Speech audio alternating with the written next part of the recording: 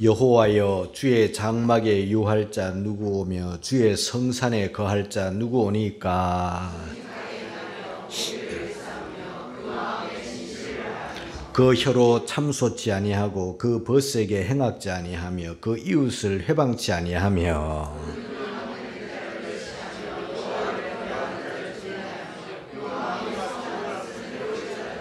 다 같이 별리로 대금치 아니하며 뇌물을 받고 무죄한 자를 해치 아니하는 자니 이런 일을 행하는 자는 영영이 요동치 아니하리이다. 지난 시간에는 로마서 12장 1절 말씀을 가지고 말씀을 증거하면서 나 자신을 드리는 예배 이런 제목의 말씀을 드렸는데요. 로마서 1장부터 11장까지는 교리 부분, 12장부터 16장까지는 성도들의 삶, 예배자의 삶, 행함 부분에 대해서 말씀을 드리면서 그 중에 제일 중요한 것이 12장에 들어오면서 예배다. 성도의 삶 중에, 행함 중에 예배가 가장 귀한 것이다. 또 어떤 예배냐? 나 자신을 산제물로 드리는 예배, 그렇게 말씀을 드렸는데요. 우리가 성경을 읽다가 보면 여러 성경들 중에 이 교리 부분이 굉장히 강한 성경이 있어요. 그거 로마서가 그렇고 또 갈라디아서라든가 그런 성경들이 교리 부분이 굉장히 강합니다. 그 다음에 야고보서 같은 경우는 행함이 굉장히 강합니다. 그 교리 부분에 강한 성경은 로마서라고 말씀드렸는데 로마서 1장 17절에 이런 말씀이 있습니다. 같이 읽습니다. 시작. 복음에는 하나님의 의가 나타나서 믿음으로 믿음에 이르게 하나니 기록된 바 오직 의인은 믿음으로 말미암아 살리라 함과 같으니라. 믿음이 굉장히 강조됩니다. 믿음으로 믿음으로 말미암아 살리라. 그 다음에 또 야고보서 같은 경우는 야고보서 2장 17절에 이런 말씀이 있습니다. 다 같이 시작. 이와 같이 행함이 없는 믿음은 그 자체가 죽은 것이다. 믿음을 자꾸 강조하다 보면 행함이 또 약해지는 경우가 있어요. 또 행함을 또 강조하다 보면 믿음이 약해질 수가 있어요. 그러나 정확한 것은 이 믿음과 행함, 교리와 또 행함이 이렇게 두 수레바퀴처럼 같이 가야 건강한 성도예요. 그런데 문제가 뭐냐 하면 이 교리 부분은요, 집이라면은 기초잖아요. 또 뼈대잖아요. 그리고 사람으로 보면은 이 뼈대가, 그죠? 뼈대는 안에 있잖아요. 안에 감추어져 있는 거예요. 이 교리 부분은요, 내면이고 감추어져 있는 부분이고 드러나는 것은 행함이에요. 그 불신자들이 우리 성도들을 볼 때 교리 부분을 보는 게 아니에요. 우리의 은행을 본단 말이에요. 우리의 밖을 보는 거예요. 그렇기 때문에 저와 여러분들은 교리적으로 튼튼한, 내면으로 튼튼한, 뼈대가 튼튼한, 기초가 튼튼한 성도들이 되어야 되는 것 당연히 맞죠. 그러나 중요한 것은 행함이에요. 성도들의 삶이다, 그 말이에요. 그러므로 우리 모든 성도들이 교리 부분도 튼튼해야 됩니다. 그래야만 이단자에게 쏠리지 않는 거예요. 이단자들에게 흔들리지 않는 거예요. 그러나 이 행함도 굉장히 중요하다는 것을 우리는 잠시도 잊어버려서는 안 되는 거예요. 오늘 성경이 펼쳐지면 시편 15편에는 표제가 다윗의 시, 그렇게 되어 있어요. 다윗의 시. 다윗의 시인데 우리 1절 우리 한번 같이 읽고 갑니다. 다 같이 시작. 주의 장막에 유할 자 누구? 주의 성산에 거할 자 누구오니까? 다윗은 아직까지 다윗 시대에는 성전이 지어지지 않았기 때문에 성전이라는 말을 사용하지 않죠. 여기 장막이라 그럽니다. 장막이라는 것은 텐트잖아요. 텐트. 천으로 만들어 놓은 거예요. 그러나 천으로 만들었건 뭐 다른 것으로 만들었건 주의 장막이잖아요. 하나님이 거하시고 하나님이 머무시고 하나님이 우리들을 만나주시는 집이잖아요.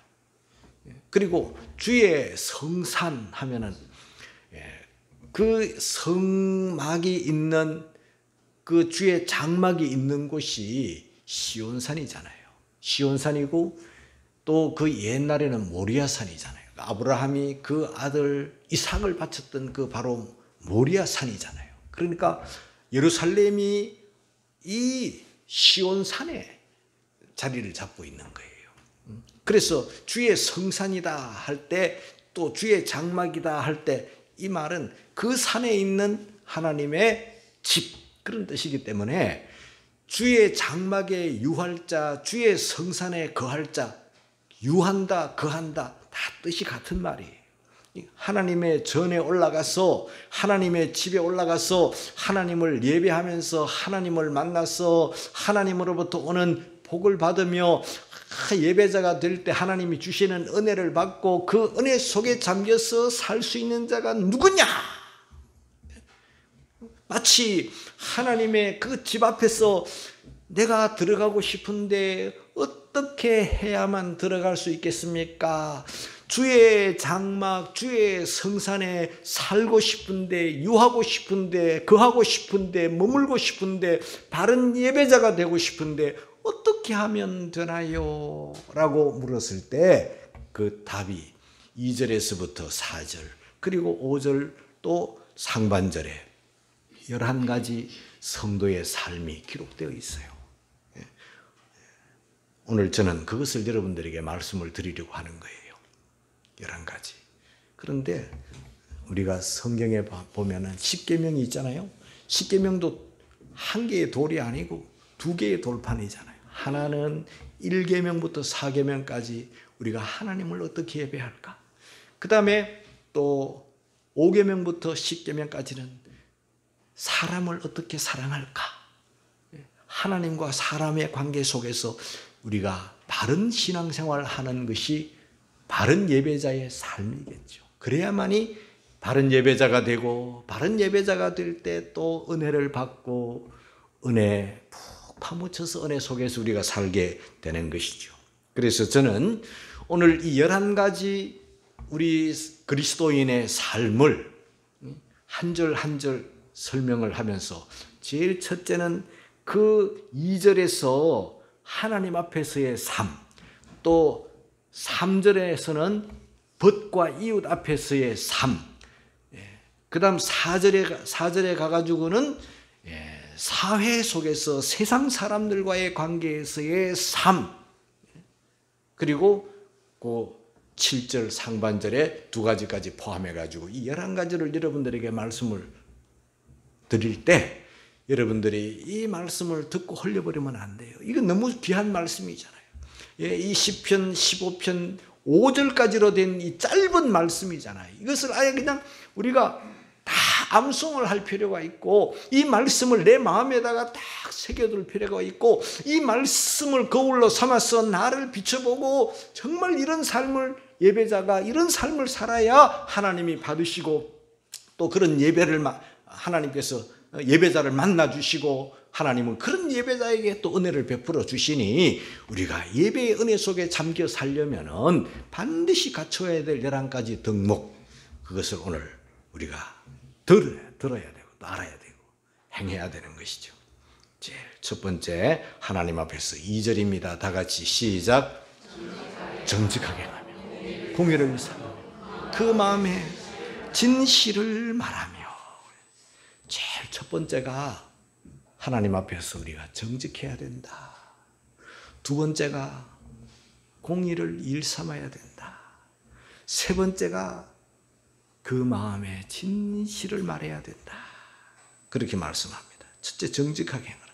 이 정직하게 행하라는 말씀은요, 완전하라 그런 말이에요. 흠이 없어야 된다. 하나님의 사람들은 정말 거짓말을 해서는 안 됩니다. 하나님의 사람들은 정직해야 됩니다. 작은 것이라도 우리가 거짓을 버려야 되는 거예요. 이런 말이 있어요. 털어 먼지 안 나는 사람이 없다. 그런 말이 있지만 여러분, 그 말도 영 틀린 말은 아니죠. 그러나 우리 그리스도인들은 털면 털수록 그리스도의 향기가 나는 사람이 돼야 되는 거예요. 이 불신자들하고 신자의 삶이 확연하게 나타나야 될, 확연하게 구별되어야 될 뚜렷한 증거가 우리 예수 믿는 사람들, 하나님 앞에서 예배자는 정직해야 된다. 그 말씀입니다.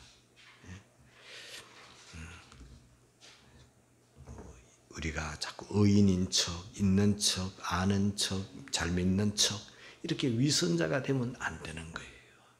그 위자가 거짓 위자잖아요. 하나님은요, 이 꾸미는 거 이런 걸 안 좋아하세요. 그냥 내 모습 이대로를 하나님이 원하시는데, 내 모습 이대로 어떤 모습? 정직한 모습입니다. 두 번째는 공의를 일삼으며, 이 공의라는 말씀은요, 바른 삶을 말하는 거예요. 바른 삶인데 굽어진 삶, 삐뚤어진 삶, 구불구불한 삶이 아니라 시류 따라 유행 따라 자꾸 환경 따라 이렇게 변하는 삶이 아니라 예나 지금이나 앞으로나 변함이 없는 바른 삶. 가장 바른 게 뭡니까? 하나님의 말씀이에요. 하나님의 말씀을 정경이라 그러잖아요. 정경이라는 말은 카논이라는 말인데, 카논이라는 말씀은 바르다 그런 뜻이에요. 제일 처음 성경이 기록될 때 어디에 기록됐는가 하면 파피루스에 기록이 됐잖아요. 이 파피루스라는 것은 가장 오래된 종이를 말하는 거예요. 거기서 종이, 파피루스라는 말에서 바이블이라는 말이 나왔잖아요. 그런데 더 정확한 말은 이 파피루스는요, 갈대처럼 쫙 고다에, 대나무처럼 쫙쫙 고다 있는 거예요. 그래서 굉장히 바르다, 캐논, 정경이다 그런 뜻이에요. 우리가 그리스도인으로서 이 땅을 살아갈 때 가장 바르고 가장 정직하고 가장 옳은 게 뭔가? 하나님의 말씀이에요. 거기에 나를 맞추어야 되는 거예요. 나는 아무리 바르게 산다, 옳게 산다, 정직하게 산다 할지라도 하나님의 말씀의 기준에 탁 대보면 삐뚤어져 있는 구부러져 있는 모습을 발견하게 되거든요. 그러니까 내 마음대로, 나는 옳은 것 같아도 내 마음대로 사는 것보다 더 정확한 말씀은 하나님의 말씀대로 산다. 정경에 따라서 바르게 산다. 그런 뜻이 그 안에 포함되어 있는 거예요. 하나님이 원하는 사람이 누구냐? 미가서 6장 8절에 이런 말씀이 있습니다. 다 같이 시작. 사람아, 주께서 선한 것이 무엇임을 내게 보이셨나니 여호와께서 내게 구하시는 것이 오직 공의를 행하며 인자를 사랑하며 겸손히 내 하나님과 함께 행하는 것이 아니냐. 하나님이 어떤 사람을 좋아하시는가? 하나님께서 나에게 원하시고 바라시는 게 뭔가? 나도 하나님께 원하고 바라는 게 있는 것처럼 하나님도 우리들에게 원하시고 바라는 게 있어요. 그게 뭐냐면 공의, 바르게 사는 걸 하나님이 원하시고 계세요. 그런데 우리가 내 마음대로 자행자지하면 안 되겠죠. 내 마음대로 살면 안 됩니다, 여러분. 내 생각대로 구부러진 삶을 살면, 그때그때 시류에 따라서 이리저리 구부러진 삶을 살면 하나님이 싫어하는 거예요. 하나님은 공의, 바른 삶을 원하시니 저와 여러분들이 하나님의 말씀을 따라, 하나님의 뜻을 따라 바르게 살려고, 말씀대로 살려고 부단히 애쓰고 노력하는 그런 성도 되시기를 주님의 이름으로 축복합니다. 그 다음에 그 마음의 진실을 말하며, 그 마음의 진실을 말한다는 게 뭐냐 하면요, 내 마음이 정직하고 깨끗하고 흠없고 완전한데 내 마음처럼 내 말도 정직하게 말한다, 그런 뜻이에요. 그게 뭐냐 하면 우리는 내 마음과 말, 또 내 말과 내 행동이 다 일치되는 삶을 살아야 된다. 마음 따로 말 따로, 말 따로 행동 따로. 하나님은요, 그런 사람 좋아하지 않습니다. 마음대로 말과 행동이 다르고 마음과 말이 다르고 다 다르면서 하나님 내 예배 받아주세요. 그건 하나님이 원하는 삶이 아닌 거예요. 자, 그러면 정직하고 공의롭고 진실한 삶이 어떤 삶인가? 한마디로 노아의 삶이라고 볼 수 있어요. 노아는 창세기 6장 9절입니다. 시작. 노아의 사적은 이러하니라. 노아는 의인이요 당세의 완전한 자라. 그가 하나님과 동행하였으며 하나님과 동행할 수 있는 사람, 의인, 완전한 자. 하나님은 그런 노아와 함께 하셨고 노아에게 방주를 짓게 하셨고 구원의 은총을 입혀주신 거예요. 그러므로 바른 예배자는 노아와 같이 정직하고 공의를 일삼고 마음과 말이 일치가 되는 진실한 성도. 우리는 2절에서 세 가지 교훈을 받았습니다. 두 번째는 벗과 이웃 앞에서 3절에서 세 가지 말씀을 듣겠습니다. 다 같이 시작. 그 혀로 참소치 아니하고 그 벗에게 행악지 아니하며 그 이웃을 회방치 아니하며. 벗과 이웃에게 악을 행치 않는 사람이 되어야 되는데 첫 번째는 혀로 참소치 아니하고. 혀로 참소치 아니한다는 것은요, 혀는 우리의 말을 말하는 거예요. 그 참소한다는 말에 그 히브리어 원문은요, 레겔이라는 말인데 이 참소한다는 말은 이 마귀가 참소의 대장이잖아요. 그 레겔이라는 이 말은요, 그 어원이 어디에서부터 나왔는가 하면은 사람의 발이자 발에서 나왔어요. 이 발하고 참소하고 무슨 관계가 있는가 했더니 우리가 이런 말이 있죠. 발 없는 말이 천리 간다 그러잖아요. 그런데 성경을 가만히 보면은요, 어떻게 발 없는 말이 천리를 가겠습니까? 누가 전달해 주는 거예요. 누가 전달해 주는 거 하면은 이 발이 전달을 하는 거예요. 뭘 뜻합니까? 이것은 혀로 참소한다는 것은요, 사람들이 남의 약점, 남의 비밀, 남의 과거, 남의 상처, 남의 아픔, 이런 이야기들을, 남의 약점, 이런 것들을 다 듣고 알아가지고는 이거를 돌아다니면서, 발로 돌아다니면서 막 여기저기 퍼뜨리는 거예요. 이거요, 사람 죽이는 겁니다. 이거 혀로 참소하는 거예요. 두루두루 돌아다니면서 여기서 들은 소식 저리로 퍼뜨리고 저기서 들은 소식 여기로 퍼뜨리고, 그래서 그 아픔을, 그 상처를 모든 사람에게 알리고 모든 사람에게 드러나게 해가지고 한 사람을 죽이는 거예요. 잡는 거예요. 최근에요, 그 대통령의 부인을 올가매기 위해서 덫을 만들려고 무슨 백이니 들어갈 때 쉽게 못 들어가니까 핸드폰 이런 걸 다 놓고 가야 되니까 시계에다가 카메라를 차고 그 이상한 목사 이용해가지고 하여튼 인간이 이렇게 못된 짓을 하는 거예요. 올무에 매려고 그래가지고 백 던져주고 나와가지고, 그리고 1년이 넘긴 그 2년 가까이 그걸 기다리는 거예요. 그 백 들고 바깥에 나오는 걸 또 사진 찍으려고.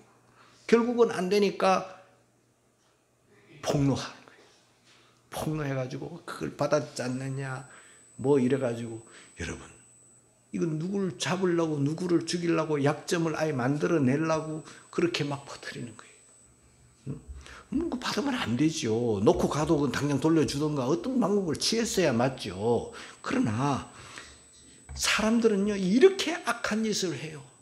목사라는 사람이 거기에 등장이 되고, 어쨌든 이렇게 그걸 또 퍼뜨려요. 그 옛날에는 발로만 퍼뜨렸지만은요, 요즘은요, 뭐 카메라를 퍼뜨리기도 하고 사진을 퍼뜨리기도 하고 또 댓글을 가지고 뭐 악플을 달아가지고 사람들을 죽이고, 특히 이름이 알려지고 연예인이라든가 이 공개된 그런 노출되어 있는 사람들은요, 이 악플이 너무너무 무서운 거예요. 고통스러운 거예요. 나의 약함, 나의 비밀, 나의 아픔, 나의 과거, 나의 상처를 수많은 사람들이 막 그냥 퍼뜨려 가지고 사람들이 막 자살까지 하는 거예요. 얼마나 무서운 거예요. 그런 사람이 예배자가 돼가지고 하나님 내 예배 받아주세요 하면서 혀로 두루 돌아다니면서 남의 아픔을 막, 남의 상처를 막 주는 이런 사람이 하나님 앞에 바른 예배자가 될 수 있겠어요? 내가 하나님이라도 그런 예배는 안 받을 것 같아요. 그런 못된 혀를 가진 사람, 그런 못된 발을 가지는 사람, 그런 못된 남의 아픔을, 상처를 막 퍼뜨리는 이런 사람은 하나님께서 문 앞에서 쫓아내버릴 것 같아요. 그러니까 우리가 이런 말씀을 들어야 되는 거죠. 조심해야 되는 거예요. 혀로 참소하면 안 돼요. 입술로 범죄하면 안 돼요. 욥기 2장 10절에 이 모든 일에 욥이 입술로 범죄치 아니하니라. 입술에 파수꾼을 세워가지고 입술로 범죄하지 않으려고. 제일 많이 짓는 게 마음으로 짓는 거고 그 다음으로 많이 짓는 게 입으로 짓는 거예요. 그래서 이사야 선지자도 입술이 부정한 사람이라고 깨달았잖아요. 입술이 부정한 사람은요, 하나님 앞에 은혜와 복을 받을 수가 없는 거예요. 예배의 은혜 속에 잠길 수가 없는 거예요. 이 신년 벽두에 여러분들에게 이 설교를 하는 까닭은 우리가 예배를 바르게 드려야 되고 예배의 은혜를 받아야 되고 예배의 은혜에 잠겨야 되는데 입술이 돌아다니면서 참소하는 그런 입술이 되면 안 되기 때문에 여러분들에게 강조하는 거예요. 그 벗에게 행하지 아니하며. 여러분, 생 모르는 사람들이 나를 욕하고 생 모르는 사람들이 나를 비방하고 생 모르는 사람들이 나를 아프게 하는 것도 고통스러운데요, 내 벗이라고 하면은 과거에 한때 서로 마음을 주고받고 서로 밥을 먹고 서로 차를 마시고 서로 대화하고 서로 마음을 나누던, 그래서 내 아픔도 내 비밀도 다 같이 공유하였던 그 사람들의 그 벗이 어느 날 확 배신을 해가지고 내 아픔, 내 과거, 내 상처를 막 퍼뜨리고 악을 행하면은요, 이 다윗 같은 경우도 나를 아프게 하고 나를 눈물 나게 하고 나를 고통스럽게 하는 게 남이 아니라 내 친구로다 하면서 괴로워했던 게 있잖아요. 그러므로 여러분, 우리가 벗에게 악을 행하지 않는 그런 여러분들이 돼야 되겠죠. 이 벗이라면 우리 교회로 말하면 한 교우를 말하는 거예요. 우리 교우는요, 서로 사랑의 관계고 서로 감싸주고 서로 덮어주는 관계라 해야 되지 막 허물을 덜추어내고 이러면 안 되는 거예요. 여러분, 성경에도 보면요, 그 아버지의 허물을 막 덜추어내다가 저주받은 함이 나오잖아요. 하나님은 용서하지 않아요, 여러분. 그 이웃을 회방치 아니하며, 회방한다는 것은 모함하고 헐뜯는다 그런 뜻이. 막 없던 일을 만들어내고 막 지어내고, 그래서 악을 행하는 이런 걸 말하는 거예요. 우리는 3절에서 세 가지, 혀로 참소치 않고 벗에게 행하지 않고 이웃을 해방치 않는 그런 사람이 돼야 되겠죠. 6가지 이제 말씀을 들었습니다. 이제 사회 속에서 또 세 가지를 우리가 찾겠습니다. 4절 속에서 세 가지를 찾겠습니다. 다 같이 시작. 그 눈은 망령된 자를 멸시하며 여호와를 두려워하는 자를 존대하며 그 마음에 서원한 것은 해로울지라도 변치 아니하며. 그 눈은 예배자의 눈, 하나님이 받으시는 예배자, 은혜 속에 잠기고 하나님을 만나고 바른 예배자의 눈은 망령된 자를 멸시한다. 이 망령된 자는요, 성경에 하나님 없다 하는 자, 하나님을 하나님 없다 하는 자와 하나님을 욕하는 자가 망령된 자잖아요. 하나님 없는 자들이 세상에서 부귀영화를 누리고 그렇게 할 때 그를 높이 보고 그에게 아부하고 그에게 절하고 그에게 엎드리는 이런 사람들은 좋은 사람이 아니에요. 하나님은 그런 자의 예배를 받지 않아요.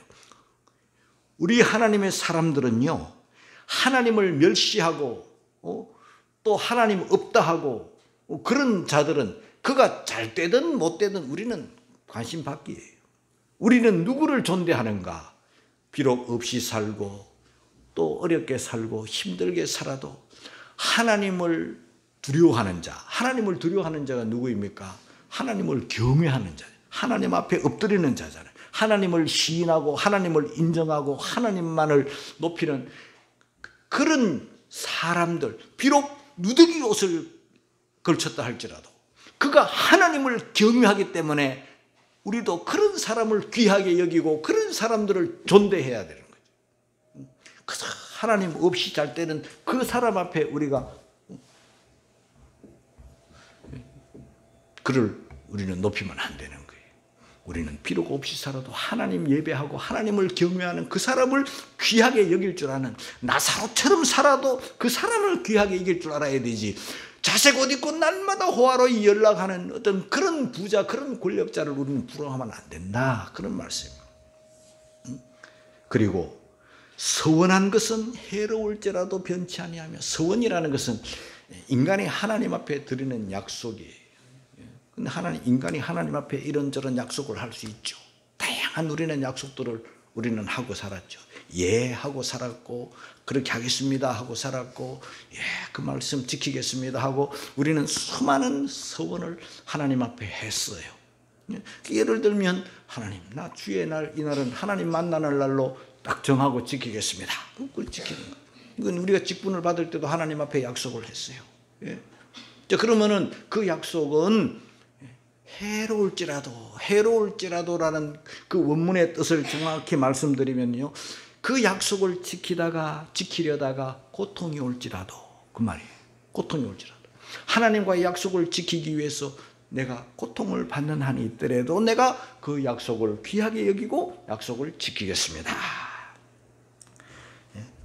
하나님과의 약속을 지키려다가 고통스럽고 또 때로는 손해가 올 것 같고 굉장히 힘들고 불편할 것 같은 그런 일들이 온다 할지라도 하나님과의 약속을 더 크게, 더 귀하게 여길 줄 아는 그 사람의 예배를 하나님이 기뻐하시는 거예요. 이때 고통이 올 것 같으면 하나님과의 약속도 헌시작처럼 확 버려버리는 그런 사람이 되어서는 안 되는 거예요. 하나님과의 약속을 귀하게 여기고 손해가 오고 고통이 와도 하나님과의 약속을 지키려고 애쓰는 그 사람. 그 다음에 지금까지는 우리가 9가지 말씀을 들었습니다. 2가지는 5절에서 찾겠습니다. 다 같이 5절. 사회 속에서 어떤 사람이 되어야 되나? 5절 다 같이 시작. 별리로 대검치 아니하며 뇌물을 받고 무죄한 자를 해치 아니하는 자니 이런 일을 행하는 자는 영영이 요동치 아니하리이다. 별리로 대검치 아니한다. 이 말은 무슨 말인가 하면은요, 가난한 사람들에게 돈 빌려주고 이자놀이 하지 않는다. 고리대금업자를 말하는 거예요. 요즘이야 이 은행 제도가 아주 잘 되어 있기 때문에 우리가 아쉽고 필요한 게 있으면은 은행을 많이 거래합니다. 은행에서 신용대출도 받아보고 하여튼 은행을 통해서 모든 일들을 합니다. 그죠? 은행에서 잘 안 해주면 제2금융권, 제3금융권까지라도 우리가 은행을 통해서 우리가 은행과 비슷한 어떤 그런 신용금고나 이런 걸 통해서라도 주로 이제 거래를 합니다.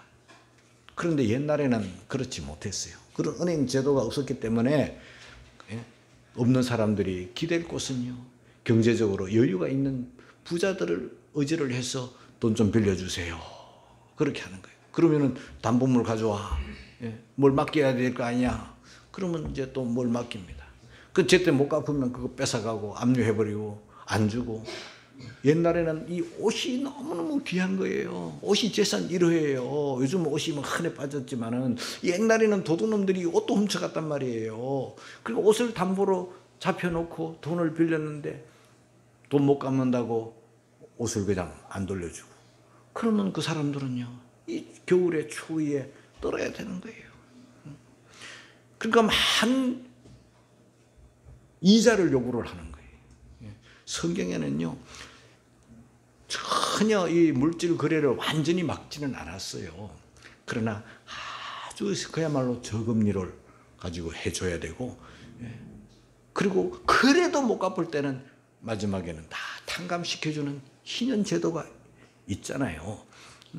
이렇게 해서라도 가난한 사람들을 보살펴주고 없는 사람들을 보호해주는 이런 제도가 성경에 있는데, 그걸 완전히 무시하고 돈 내나 이자 내나 하면서 안 주면 압류받은 걸 그냥 압류해버리고 뺏어버리고 고리대금 업자가 되면 안 된다는 거예요.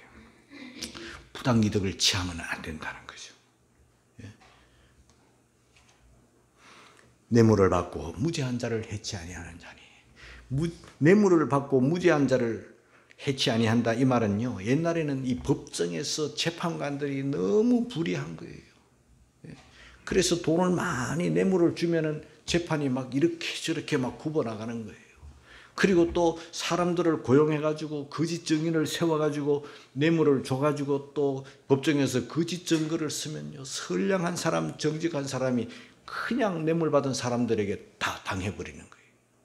억울한 일을 당하는 거예요. 그런 일을 방지하기 위해서 뇌물을 받으면 안 된다. 부정한 돈을 받으면 안 된다.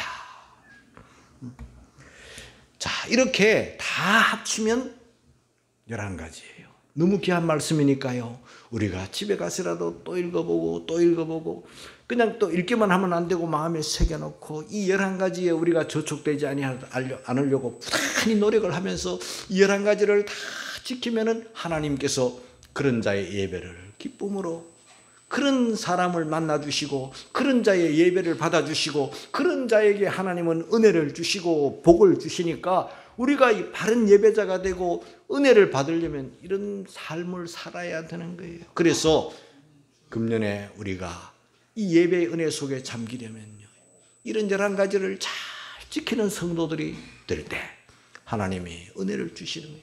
우리는 은혜를 받는 거예요. 이런 일을 행하는 자는, 이 11가지를 행하는 자는 영영이 요동치 아니하리이다.